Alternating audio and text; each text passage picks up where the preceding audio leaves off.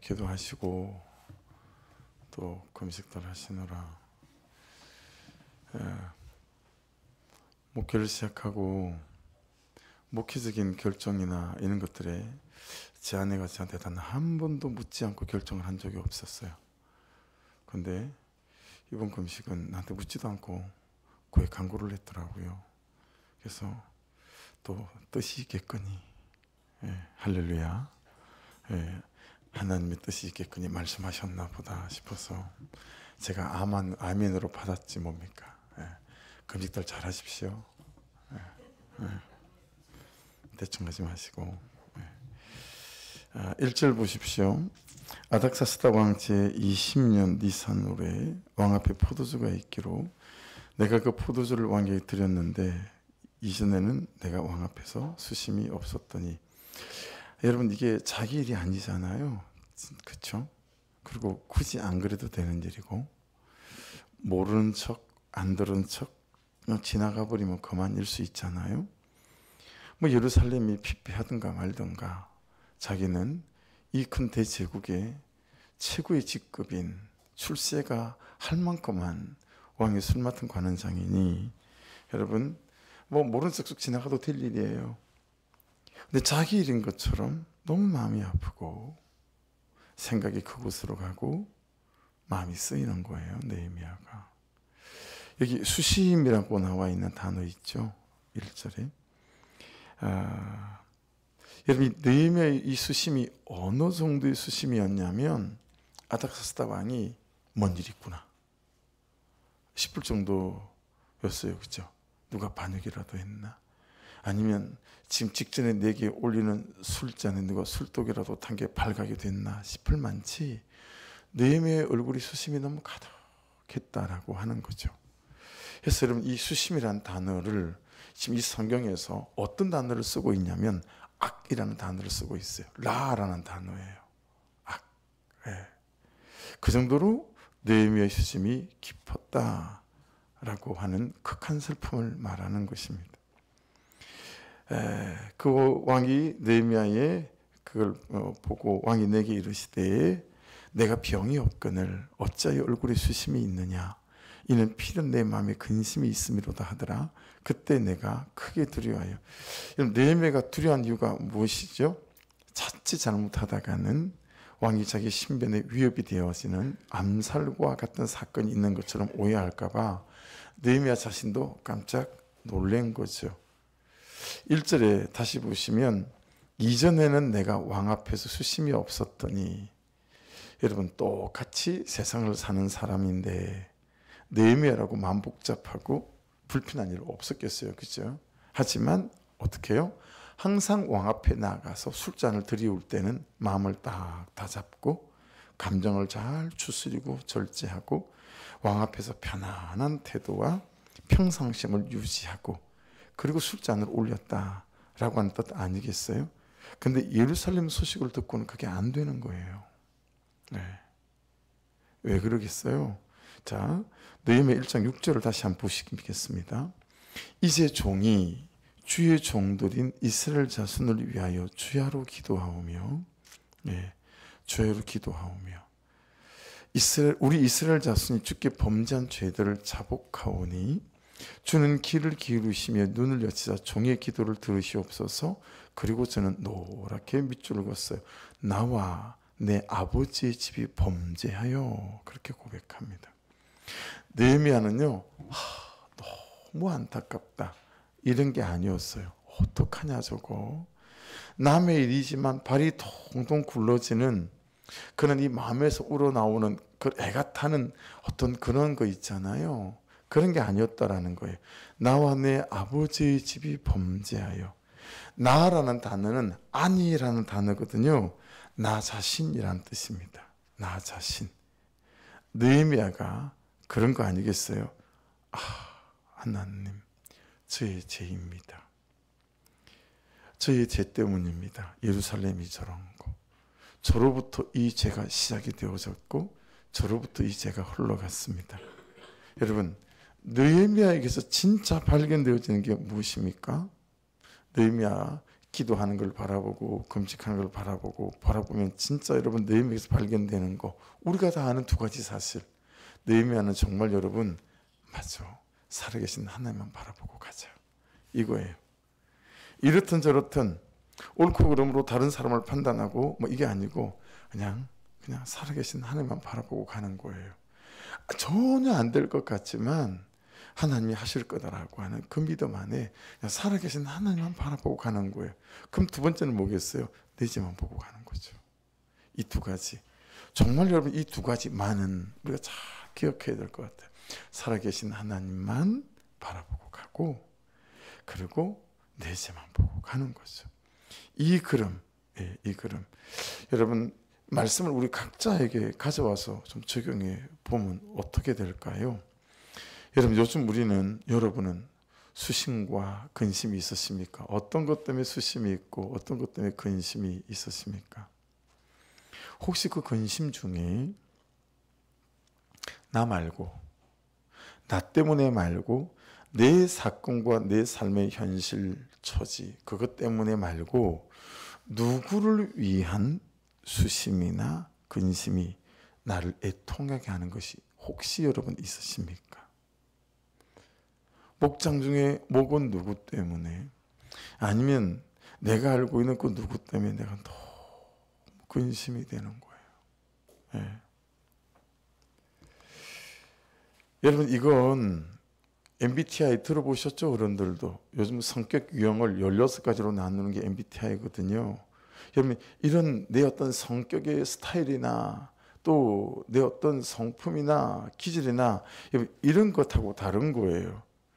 좀 여러분 그런 사람들은 우리 같지 않게 참 다른 사람의 문제에 대해서 심히 애통해하고 근심하고 막 이런 사람들도 있잖아요, 그죠?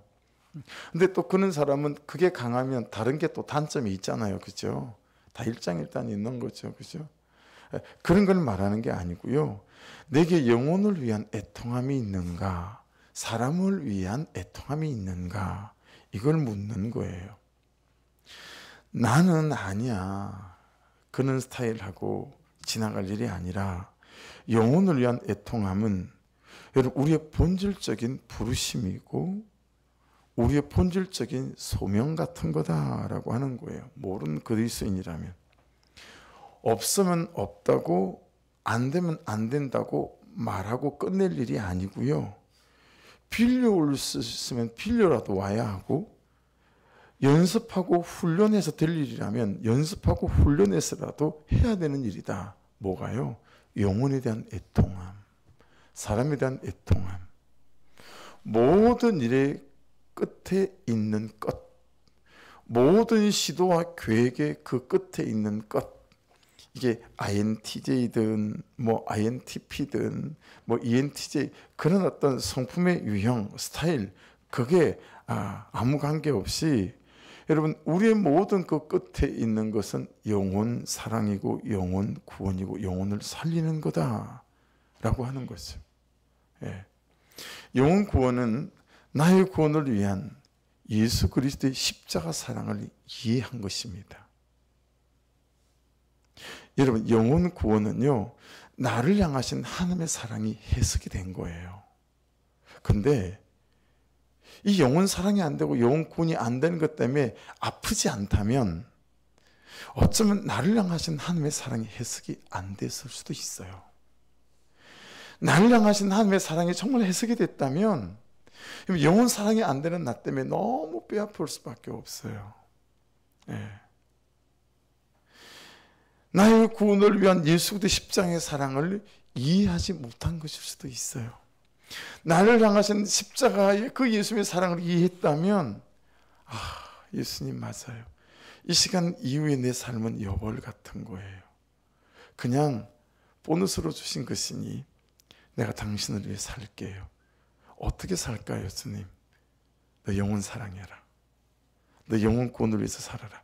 이것은 한결같은 모든 시대와 모든 세월과 모든 그리스도인을 초월한 딱 한 가지 동일한 부르심이에요. 영혼을 위해서 살아라 라고 하는 거죠. 그 사랑이 어떤 사랑이고 그 시도가 어떤 시도인지 안다면 영혼 구원이 내 행동의 원인이 되고 끝이 되는 것은 아무도 말릴 수 없는 일이고요. 가지 말래도 가는 길이라는 거예요. 그럴 수밖에 없는 길이라는 거죠. 영혼 사랑은 하는 사람이 따로 있는 것이 아닙니다. 영혼 사랑은 은사가 아닙니다. 영혼 구원은 그리스도인의 삶의 전제이고 이유 같은 것입니다. 영혼 구원이 안 되는 것은 애통해야 할 일이고 정말 울어야 할 일이고 정말 가슴 아파야 하는 일이다 라고 하는 것이죠. 본문에서 말씀이 우리로 주목하는 것 중에 하나는 1절 말씀에 왕 앞에 포도주가 있기로 라고 하는 말씀입니다. 왕 앞에 포도주가 있기로. 여러분, 왕 앞에 포도주가 있었다는 말은 마침 잔치가 벌어졌다라고 하는 뜻이에요. 막 잔치가 벌어져서 왕 앞에 포도주가 있는 거예요. 무슨 뜻이에요? 느헤미야에게 기회가 온 거죠. 여러분, 느헤미야가 몇 개월 동안 기도했죠? 울고 3일 금식하고 난 다음에 4개월 동안 기도했어요. 그 4개월 동안 기도할 때 하나님께서 잔치가 벌어지게 만들어서 이제 느헤미야에게 기회가 오게 하셨다라는 것입니다. 더더구나 한 구절이 더 있어요. 1절을 보세요. 내가 그 포도주를 왕에게 드렸는데, 이렇게 말씀이 기록되어 있죠. 이걸 신학자들은, 성경학자들은 어떻게 해석하냐면 술 맡은 관원장이 느헤미야 말고도 한 사람이 더 있었겠다라고 해석해요.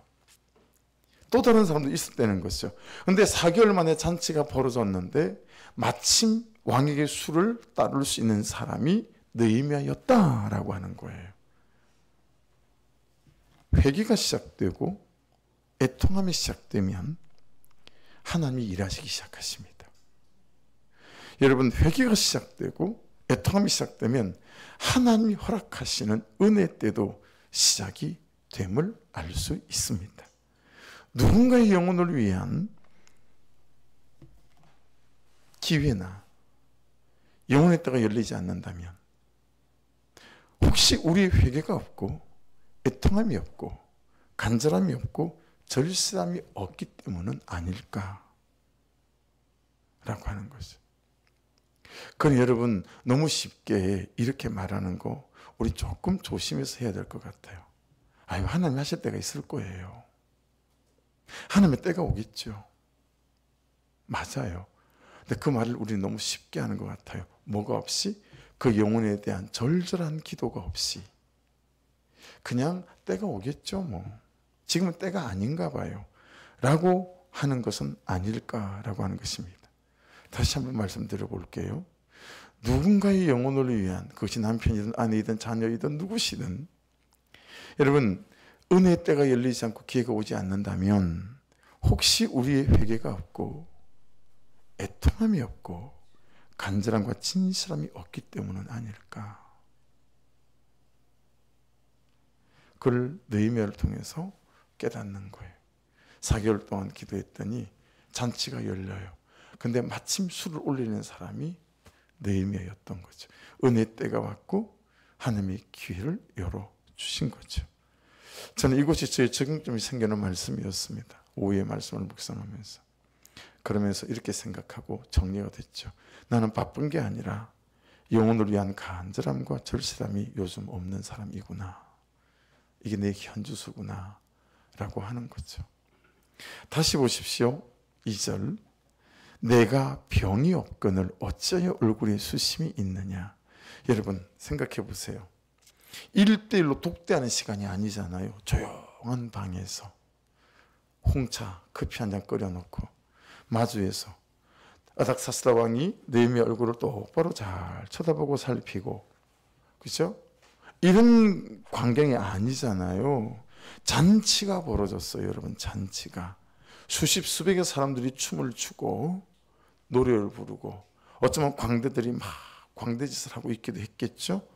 그럼에도 불구하고 느헤미야의 얼굴에 수심이 보일 만한 정도면 여러분, 이건 하나님이 기적적으로 아닥사스다 왕의 마음에 역사하신 거죠.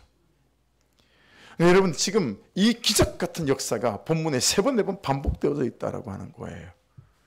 여러분 회개하면 그분의 마음 앞에 우리의 마음을 삶을 가져가게 되면 이 기적 같은 하나님의 역사들이 우리를 따라와 영혼을 살리는 기의 역사가 일어나게 될 줄로 믿습니다.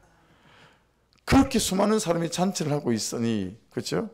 아무것도 안 보이고 안 보여도 되고 안 살펴도 되는 시간 아닙니까? 막 웃고저리고 떠드는 시간이니까. 근데 아닥사스다 왕의 눈에 느헤미야의 얼굴에 수심이 가득 보이는 거예요. 느헤미야의 마음이 막 읽히는 거예요. 하나님이 기적 같은 역사인 거예요. 그렇죠? 네. 하나님이 하시면 하십니다. 할렐루야. 오늘 제 기도 제목도 그래서 하나님이 하셔야 합니다. 여러분의 인생 하나님이 하셔야 합니다. 여러분의 남편과 자녀들도 하나님이 하셔야 됩니다. 그런데 하나님에게 맡겨놓고 우리가 우리 할 일을 하고 있는 건 하고 있지 않는 건 아닐까요? 깊은 회개도 없고 하나님 저 인간은 원래 그래요 그러고 있고 하나님 저로부터 이 죄가 시작이 됐습니다. 하나님 저로부터 이 불순종이 흘러갔습니다. 이런 죄 고백들은 하나도 없이 하나님께만 맡겨두고 있는 것 아닐까라고 하는 거죠. 이것이 느헤미야의 기도와 금식 그리고 자기 죄를 보는 것에 대한 하나님의 응답이요 대답 아니겠습니까? 여러분 하나님은 응답하시기를 기뻐하시는 분이신 줄 믿습니다. 하나님 우리 인생에 대해서 대답하시기를 기뻐하는 분이세요. 이 술잔을 올리는 느헤미야 얼굴에 수심이 가득한 것을 보고 혹시 무슨 일이 있었나 싶어서 물어보는 아닥사스다의 왕의 질문에 느헤미야가 깜짝 놀랐어요.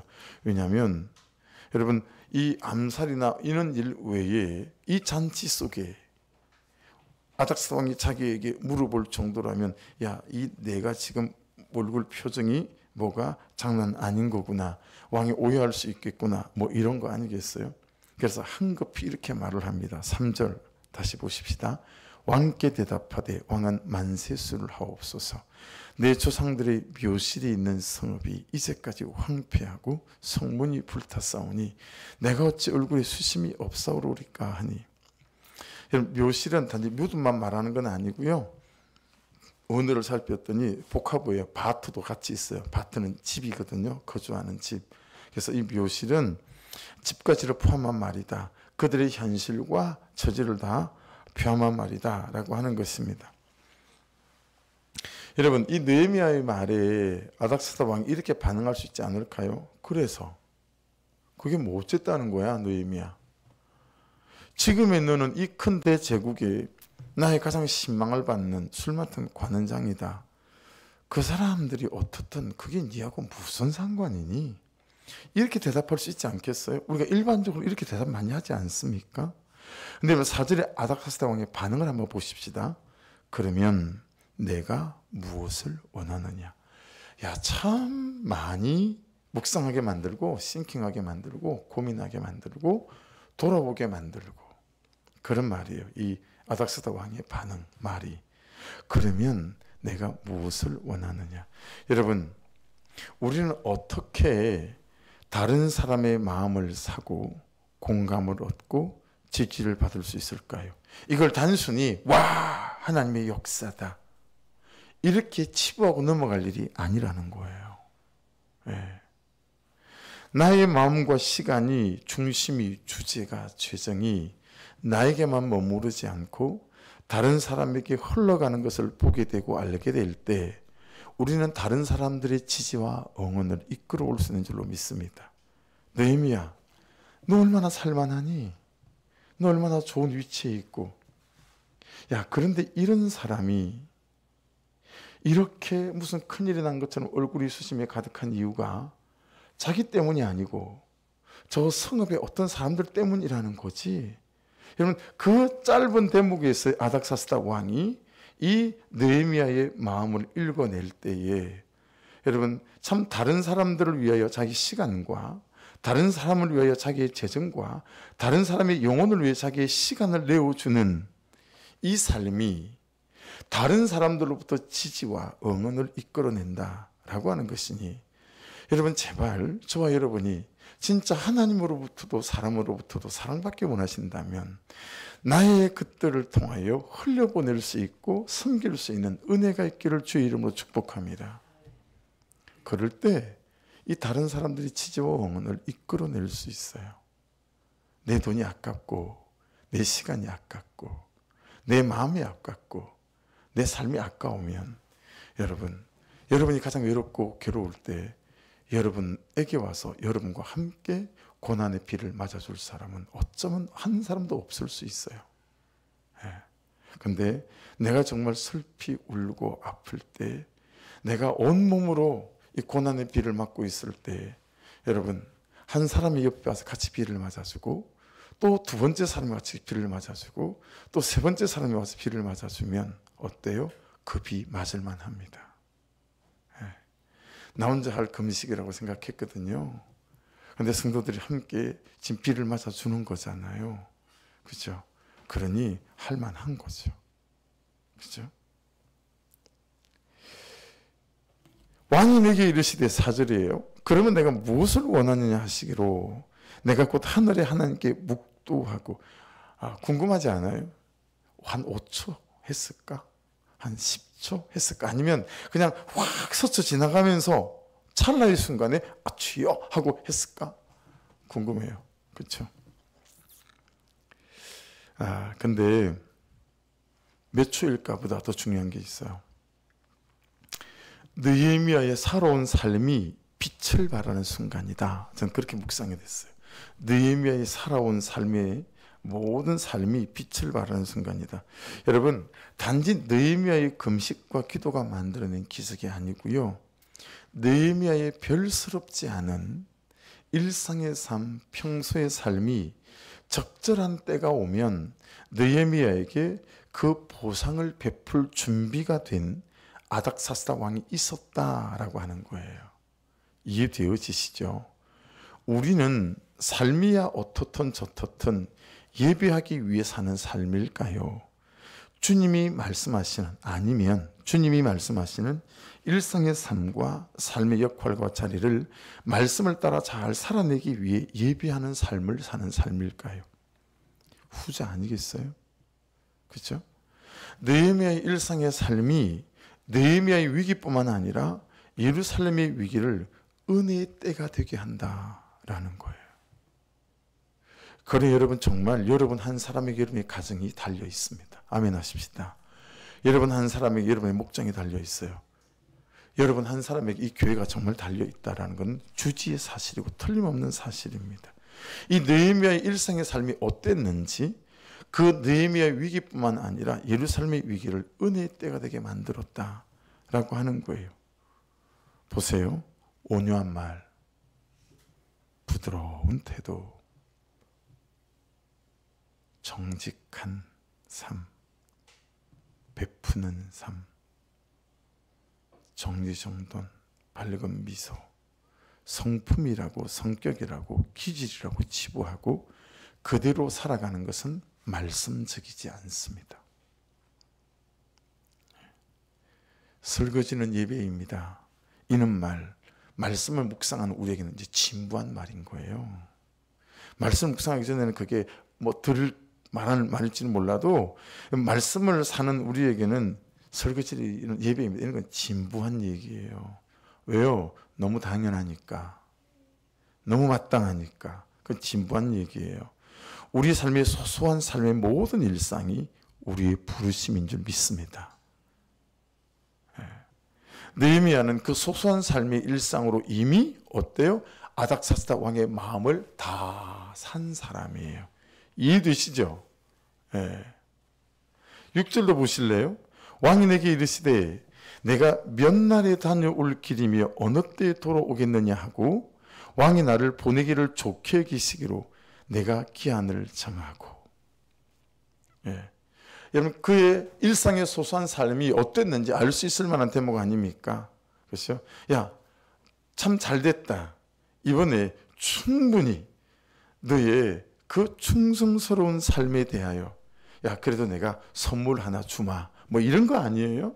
말해봐봐. 여러분, 저 여러분의 삶이 하나님께 선물 같은 삶이기를 원하고, 그리고 여러분 곁에 주신 사람들에게 선물 같은 사람들이 되시기를 주의 이름으로 축복합니다. 네. 그래서 그 옆에 있는 사람이 자신도 자신의 삶을 여러분에게 선물처럼 주고 싶은, 이게 부부 아닐까요? 이게 가정 아닐까요? 가족이고 목장의 같은 식구들 아니겠어요? 서로가 서로에게 선물이 되어주는 거죠. 네. 곧 하늘이 하나님께 묵도하고, 이게 10초일까 5초일까 그런 뜻을 갖고 있는 게 아니고요. 오늘을 살펴보니 결사적으로 매달렸다라는 뜻이더라고요. 묵도라는 단어가 팔랄이라는 단어거든요. 이게 품사가 어떤 거냐면 죄기적 강의형, 듣도 보도 못한 소리이죠. 그 뜻이 뭐냐면 간절한 소원을 품고 아주 적극적으로다가 결사적으로다가 하나님께 막 밀어달린 것을 말한다, 이런 뜻을 갖고 있는 거예요. 그 짧은 묵도지만 그 짧은 묵도 안에 뭐가 녹아 있어요? 4개월 동안에 결사적으로 매달린 이 느헤미야의 모든 기도가 함축되어 있는 거예요, 묵도에. 네. 여러분 재밌지 않습니까? 부탁 들어줄 사람은, 그죠? 살아난 방도는 오롯이 아닥사스다 왕이 다 지고 있는데, 이 찰나의 순간에 느헤미야가 누구한테 매달립니까? 하나님한테 매달립니다. 오늘 본문에는 이게 2장면 나오거든요. 자기를 살려주고 보내주고 예루살렘 성벽을 지을 것들을 도와줄 모든 것을 쥐고 있는 건 아닥사스다 왕이에요. 그런데 느헤미야는 하나님께 매달립니다. 제가 잘 못하는 거 여러분은 잘 아십니까? 하나님, 이 성전은 그냥 하나님께 드리는 선물입니다, 이런 중심이었어요. 제 시간을 다 드리고, 제게 어떤 재정이 들어오더라도 내 재정을 다 드리고, 그리고 그냥 모든 재정을 다 쏟아붓는 것 같아요. 단돈 100원까지. 예. 그리고 정말 기쁨으로, 선물이 기쁘게 드리는 거야 되니까 기쁨으로 감사로 그렇게 작정을 하고 시작을 했단 말이에요. 그런데 업자도 이상한 사람이 자꾸 곤조를 부리고, 돈을 제때 안 준다고 곤조를 부리고, 결국은 사무실을 찾아갔어요. 어제 그제 단판지로. 그리고 사람들이 막 정신없이 이제 막 붙기 시작했죠. 그런 게 여러분 짜증도 나고 불평도 생기고 막 이러는 거예요. 하나님이 왜 안 받을란다, 그냥 니 해라, 뭐 그럴 것 같은 거예요. 여러분 우리 선물을 그렇게 주실 때 있지 않아요? 주는데 받는 사람이 하나도 반갑지 않는. 근데 느헤미야가요 아는 것 같습니다. 느헤미야가 압니다. 그래서 그 나라를 망하게 만들고 포로로 끌고 온 사람을 자기의 생명을 죽이고 살릴 수 있는 술 맡은 관원장으로 곁에 두고 있지 않을까요? 느헤미야가 한 것이 아니라 느헤미야는 하나님을 믿었고, 하나님을 믿는 느헤미야를 하나님은 이때를 위해 세워온 줄로 믿습니다. 그래서 여러분, 어느 때를 위해서 하나님께서 저와 여러분을 세워가시는 사람 될 수 있기를 주의 이름으로 축복합니다. 그리 너무 엎어지고 자빠지는 것에 대해서 너무 여러분 낙심하지 마십시오. 그게 다 양분이 되고 자산이 되어져서 여러분 자꾸 엎어지고 자빠지면서 깨닫는 게 뭐예요? 내 힘으로 안 되는구나, 이거 깨닫잖아요. 역시 나는 안 되는구나, 이거 깨닫는 거 아니겠어요? 그렇죠? 여러분 느헤미야가 아는 이것을 우리가 알아야 합니다.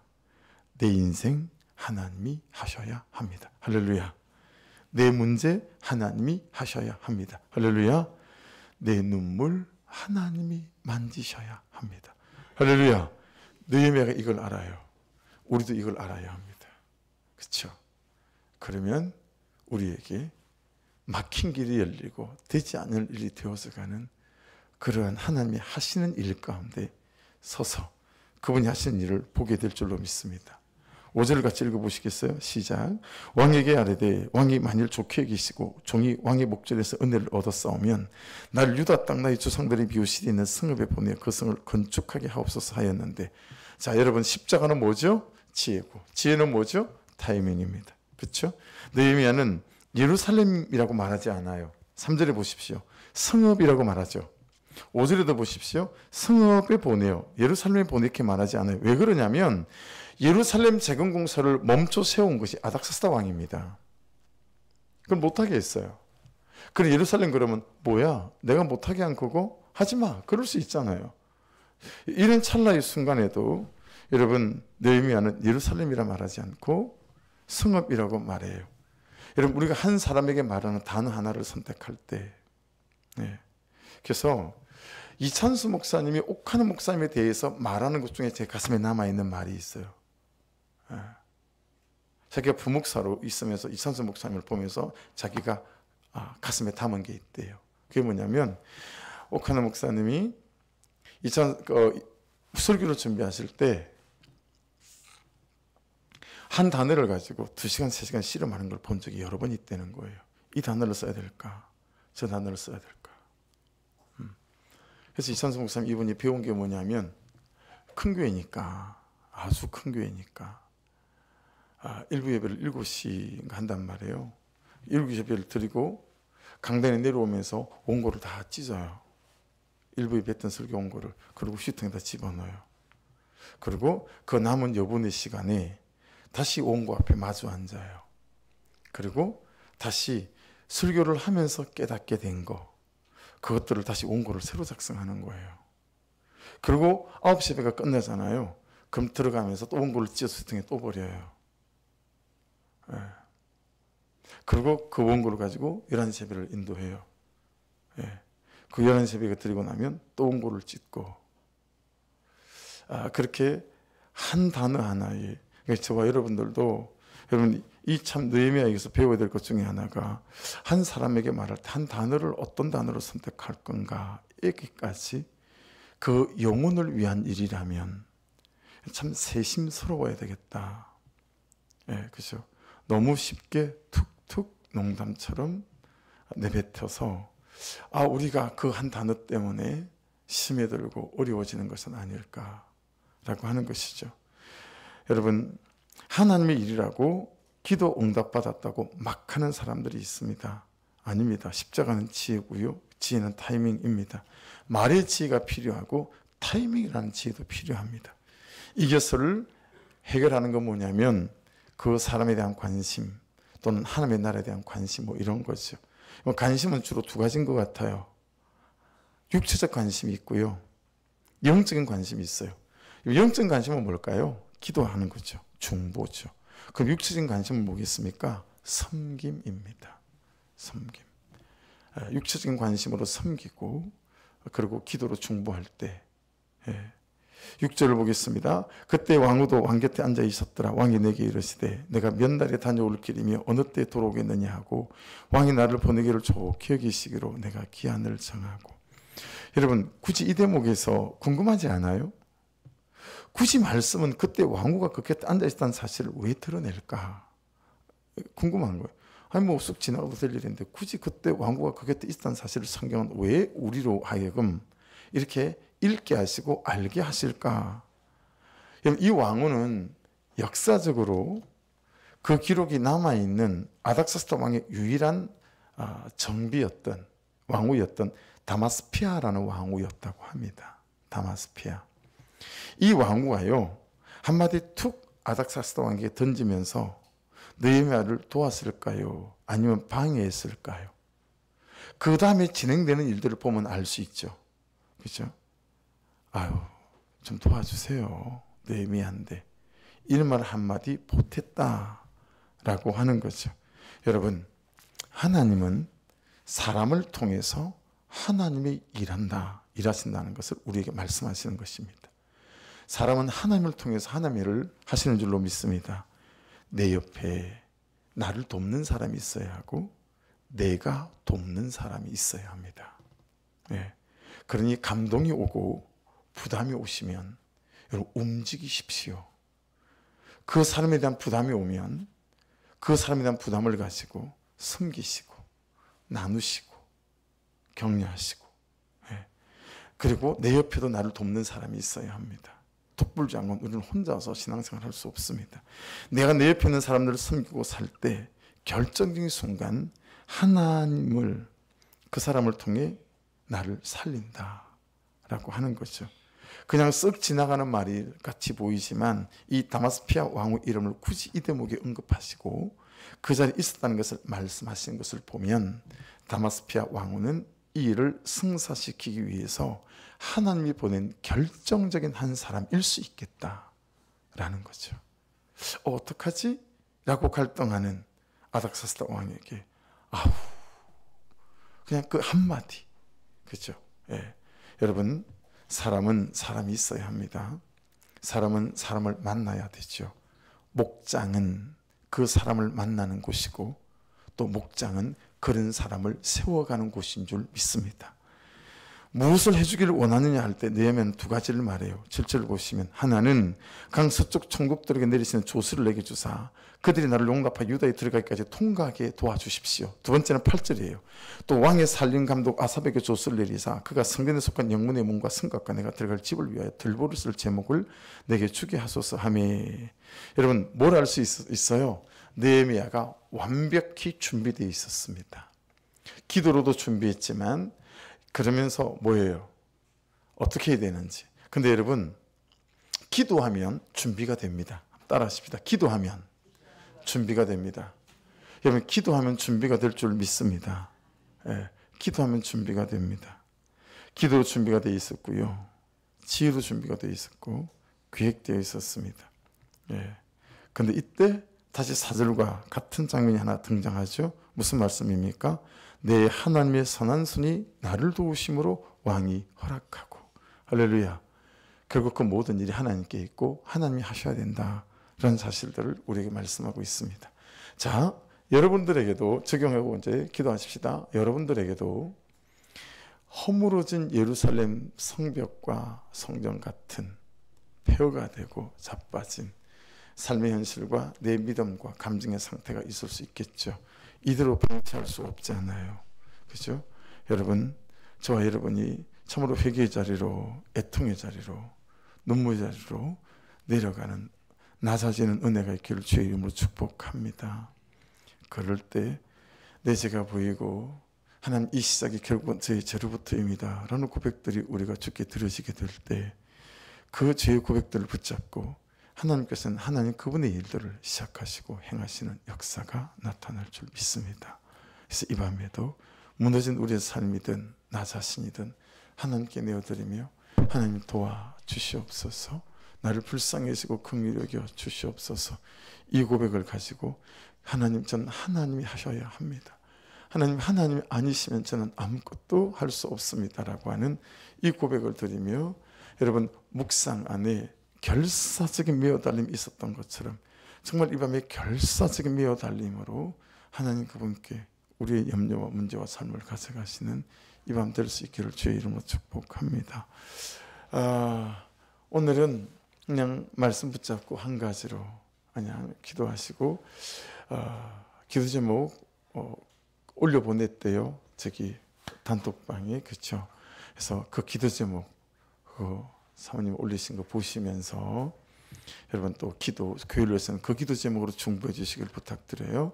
그냥 그대로 기도하면 딱 될 것 같아요. 그렇게 기도해 주시고, 여러분의 목장을 위해서, 가정을 위해서, 또 내게 붙여진 사람들을 위해서도 기도하고, 그렇게 꼭 여러분 휴대폰 꺼내셔가지고 단톡방에 기도 제목을 가지고 나중에 중보하실 때 꼭 기도해 주시길 부탁을 드려요. 우리 주여 한번 부르고 기도 시작하겠습니다. 주여! 아버지 감사합니다.